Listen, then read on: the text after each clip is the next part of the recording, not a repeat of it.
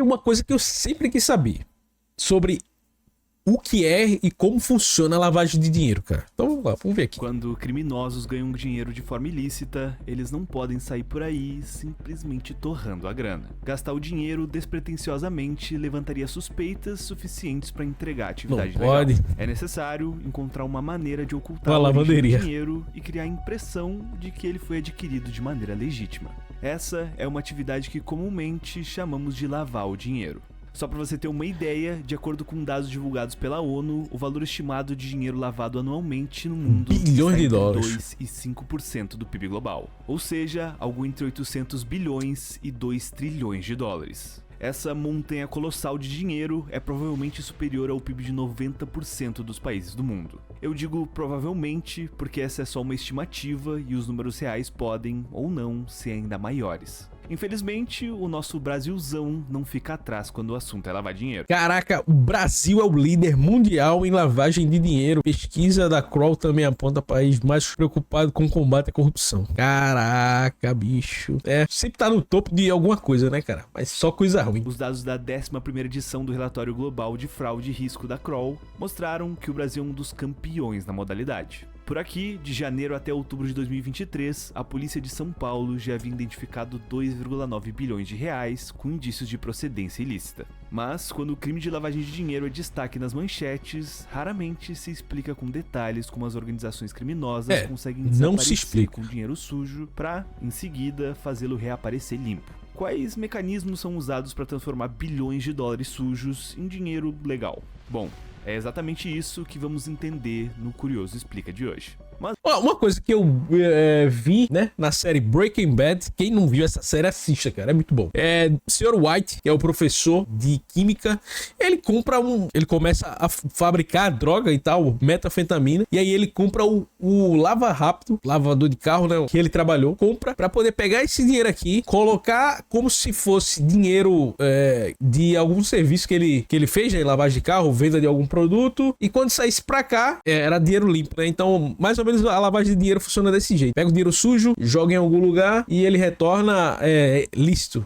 Mas Acho que é antes, assim. por favor, não se esqueça. Já deixa teu like no vídeo, se inscreve no canal e ative as notificações. Toda Vai lá. semana, as curiosidades mais interessantes do mundo dos negócios você encontra aqui no Curioso Mercado. Muito foda.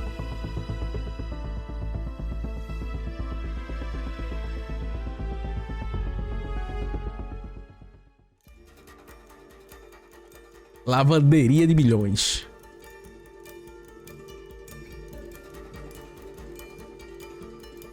O termo lavagem de dinheiro, como o próprio Olha nome aí, Sr. sugere, White. se aplica a todo e qualquer dinheiro adquirido de forma ilícita e que, portanto, é considerado sujo. Ou seja, para adquirir uma aparência limpa, ele precisa ser lavado. Essa expressão começou a ficar popular por causa do famoso mafioso Al Capone, já que, durante a chamada Lei Seca, o gangster adquiriu uma rede de lavanderias com o propósito de limpar as quantias obtidas da venda de bebidas alcoólicas, atividade que era Caraca. proibida na época.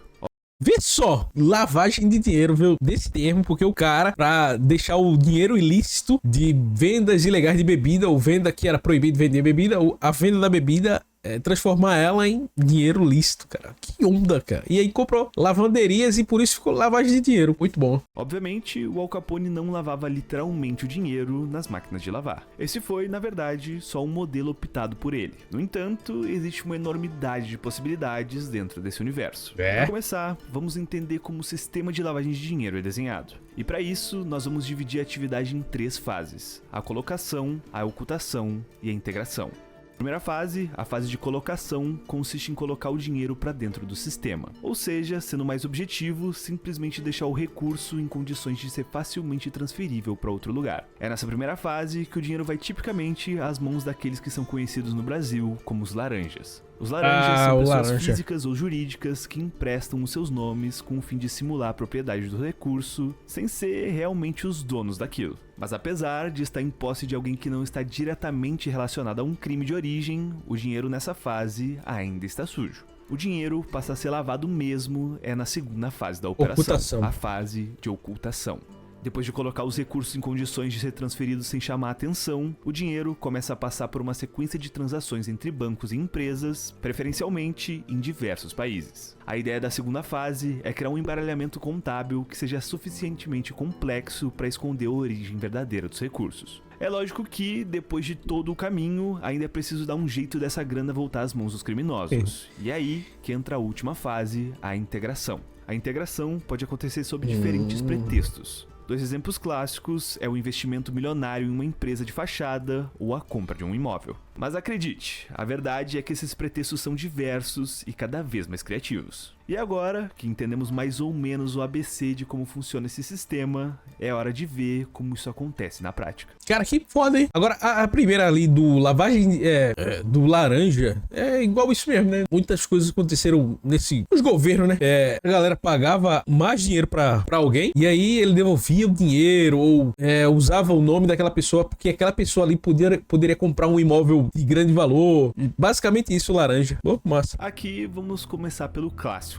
Um dos métodos mais comuns e utilizados na lavagem de dinheiro sujo é a exploração de negócios em setores com grande fluxo de dinheiro físico. Pequenos e médios empreendimentos como bares, restaurantes e estacionamentos. Como esses estabelecimentos transicionam uma relativa quantia de dinheiro vivo, naturalmente, esses são negócios que possuem as melhores características para serem inflacionados com dinheiro ilícito. Dá pra maquiar. O que se faz é passar a grana suja pela caixa registradora, aproveitando o fluxo para inflar e colocar o dinheiro para dentro do sistema. Na maioria das vezes, essas empresas estão registradas em nomes de laranjas, como é habitual na fase de colocação. A partir daí, o dinheiro pode ser transferido sem chamar atenção. E é aí que a grana começa a circular através de uma série de transferências para criar um percurso que fará perder seu origem na colocação. E depois que a origem do dinheiro já se perdeu, os investimentos em casas e outros imóveis são 2 métodos mais popularmente usados para finalizar o processo. O setor imobiliário é um dos preferidos, já que, a depender do imóvel, é claro, ele pode gerar receitas mesmo sem ser vendido com aluguéis. Quanto melhor o imóvel, mais robusto é um instrumento de lavagem.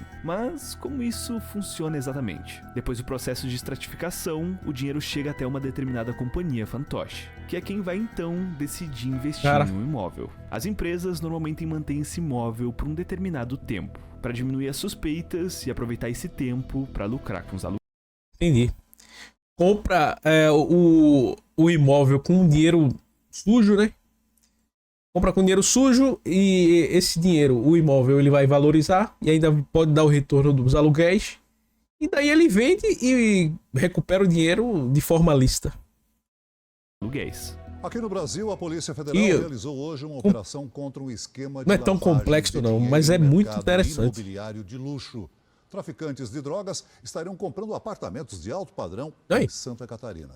E depois de um tempo, é só ela revender o imóvel ao criminoso, mas dessa vez, porém, a um preço muito menor. De posse do imóvel, o criminoso pode vendê-lo a preço de mercado ou continuar lucrando com os aluguéis. Todo o dinheiro gerado pela venda está limpo e agora utilizável. O que resta é limpar ainda o dinheiro que sobrou na companhia fantoche. O método de explorar empresas com alto fluxo de dinheiro é muitas vezes eficaz e provavelmente o mais conhecido. Negócios com alta lucratividade ainda facilitam a etapa de ocultação. É quase impossível demonstrar, por exemplo, que um bar movimentado vendeu o quanto ele declara que vende. Os criminosos aproveitam para limpar o dinheiro também com o ganho legítimo que o negócio gera todos os meses. O problema desse sistema é que não se pode lavar grandes quantidades de recursos de uma vez só. E não chama atenção. Por exemplo, os criminosos inflam os ganhos do estabelecimento, mas há um limite realista do quanto o negócio é capaz de gerar. Não se pode levantar suspeitas. A alternativa é passar a controlar negócios ainda maiores que consigam justificar receitas ainda mais altas. Só que ao partir para negócios maiores, o risco também aumenta. Contas maiores são mais fiscalizadas e controladas pelas autoridades. É preciso maior habilidade contábil e é essa razão que faz, muitas vezes, as organizações optarem por outros métodos.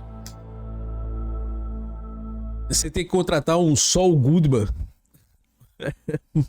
Cara, não é complexo, mas é um plano bem arquitetado, né? Uma coisa que vai em fases para poder dar certo ou poder demorar a ser descoberto, né, cara? Interessante. Smurfing. Outra maneira muito comum de se lavar dinheiro ilícito é o que se chama de smurfing. O objetivo, nesse caso, é dissimular a origem criminosa dos recursos a partir de depósitos anônimos de pequeno valor, realizados em variados dias, locais e por pessoas diferentes. O nome é uma alusão aos pequenos personagens azuis do desenho animado por serem indivíduos pequenos que constituem um todo. Funciona da seguinte maneira: os criminosos distribuem a grana a um grande número de colaboradores, os chamados Smurfs. Esses colaboradores depositam os valores nas suas contas bancárias, normalmente em troca de uma compensação. Os pequenos depósitos, no entanto, são todos inferiores ao limite no qual pode ser acionado algum controle do banco contra a lavagem de dinheiro. Esse valor normalmente varia de país para país. Com a pulverização dos recursos depositados pelos Smurfs, os criminosos conseguem colocar o dinheiro dentro do sistema bancário e dessa maneira se inicia o processo de ocultação.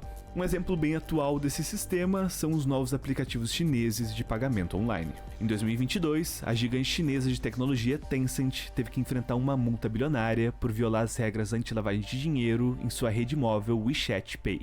O aplicativo não teria cumprido as regras de transparência do Banco Central Chinês para identificar seus usuários. Os criminosos aproveitaram as falhas e utilizaram os Smurfs para colocar dinheiro no sistema de forma anônima. E uma vez que esse dinheiro chega à China, é quase impossível descobrir a origem, já que alguns bancos chineses são pouquíssimos colaborativos com autoridades de outros países. Mas, nos últimos anos, outro método ainda mais eficiente, barato e muito difícil de ser rastreado tem sido utilizado. Eu imaginei isso, só que no início eu já imaginei isso, que poderia ser usado cripto para poder lavar dinheiro. Porque, tipo, é só você comprar de boa, pelo menos. Eu já fiz os testes aqui, eu comprei no 99. Então, 99 você compra sem taxa. Só como exemplo. Então, você pode ir comprando e eu não declaro nada. Tá ali, pronto. Eu acho que é muito mais fácil e, assim, a rentabilidade é gigante, cara. As criptomoedas.